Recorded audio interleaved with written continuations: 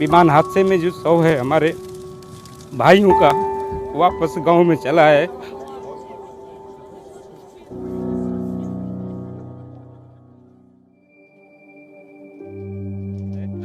इन महिलाओं की चीख पुकार को देखकर आप समझ ही गए होंगे कि यहाँ क्या हुआ है।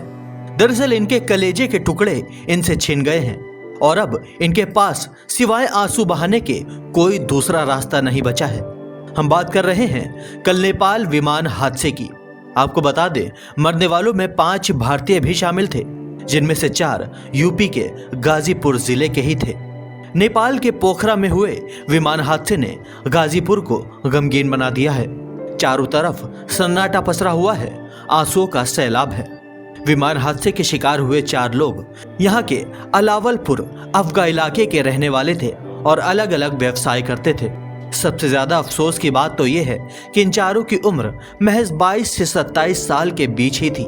अभिषेक कुशवाहा, विशाल शर्मा, सोनू और अनिल राजभर ने विमान हादसे में अपनी जान गंवा दी।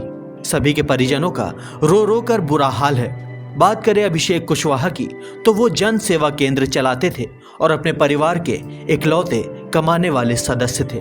उनके पिता की ऐसी हालत है कि उनके लिए कुछ भी बोलना मुश्किल साबित हो रहा है। मेरे लड़के का नाम अभिषेक कुशवाहा और ये लड़का जन सेवा केंद्र खोलकर चला रहा था। जो परिवार का एक परिवार के लिए सोच रहा था कि मैं कुछ करूंगा और ये दुर्घटना दुखद है।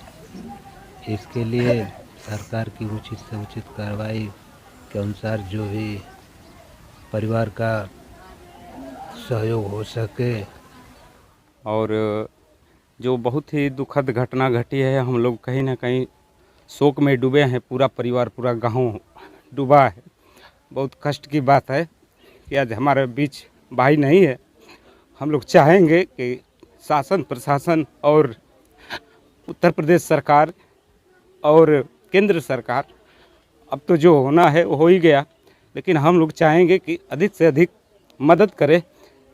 और भरसक फुल प्रयास हम लोगों का है कि जो शव है विमान हादसे में जो शव है हमारे भाइयों का वापस गांव में चला है और परिवार को कुछ आर्थिक मदद मिले, हम लोग यही चाहेंगे। वहीं जहूराबाद क्षेत्र के चक जैनब गांव के अनिल राजभर की बात करें तो वो भी जन सेवा केंद्र ही चलाते थे और अपने परिवार का इकलौता सहारा थे। अनिल अभी अविवाहित थे। अनिल की मां का रो रो कर बुरा हाल है। ऐसा बात है कि जो भी घटना, जो भी काम करता था वो हमको बता के करता था। बस एक यही ट्रिप है जो कि नहीं बता के गया और प्लानिंग था इसका 1 तारीख को जाने के लिए, लेकिन इसका कुछ काम पड़ने के कारण ये लोग प्लान बदल दिया और उसमें हम भी नहीं जा पाए, लेकिन हमको भी जाना था उन लोगों के साथ में। ये लोग नहीं बताया और चुपके से निकल गया। और हम इन लोग के जाने के बाद हम फ़ोन लगाने लगे तो ये लोग मोबाइल सब बंद था, इन लोग का लग नहीं रहा था। उसके बाद 2 दिन 3 दिन ट्राई करने के बाद फ़ोन नहीं लगा, फिर बाद में ये घटना हो गया। हाँ, वो लड़का बहुत अच्छा था, होनहार था, दुकान करता था, उससे अपना जीविका चलाता था, अपने सब परिवार को चलाता था। वही अच्छा मेहनत करता था, पढ़ा लिखा लड़का था साहब। कितने भाई थे? 2 भाई थे साहब। अच्छा, क्या मांग करेंगे आप लोग सरकार से, कुछ कहना चाहेंगे? सरकार साहब, अब तो सरकार को ही करना है ना, जो करेगी वो सरकारी करेगी साहब। हम लोग तो कहेंगे कि उसकी बाड़ी आ जाए हम लोग के घर, और जो मदद करना है सरकार को हम लोग करें। हम यही कहेंगे कि वो लड़का बहुत ही पढ़ा लिखा, होनहार और अपने परिवार को चलाने वाला था और सामाजिक रूप से भी बहुत ही सक्रिय था और छोटी मोटी दुकान चलाकर किसी तरह से अपने परिवार का जीविकोपार्जन करता था। हम यही कहेंगे कि अपनी सरकार से भी मांग रहेगी कि पूरा परिवार उसी के ऊपर डिपेंड होने के कारण पूरा का पूरा परिवार अब बिखरने के कगार पर आ गया है। और मैं आप सरकार से बार बार एक दरखास्त करूंगा कि वो इस परिवार को कुछ आर्थिक सहायता दे करके इसका मतलब सहायता के रूप में कुछ कार्य किया। वहीं गाजीपुर की जिला मजिस्ट्रेट आरिका अखौरी ने अब तक की सारी जानकारियां दी। जी हाँ, बहुत दुखद घटना है। जो प्लेन क्रैश हुआ है काठमांडू से पोखरा जाने के समय, उसमें हमारे जनपद के 4 नवयुवक थे।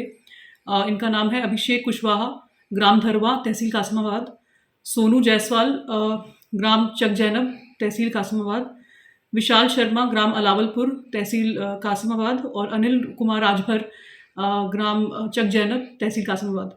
ये चारों आपस में दोस्त थे और एक ग्रुप बना करके वहाँ घूमने गए थे और इस हादसे के शिकार हुए हैं।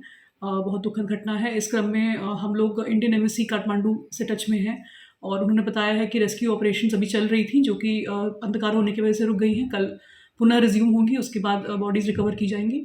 और इन चारों मृतकों के परिवारजनों से हमारा संपर्क हो गया है। एसडीएम तहसीलदार मौके पर हैं और उनसे बात हो गई है और जैसे आगे सूचना मिलेगी वैसे हम कार्रवाई करेंगे।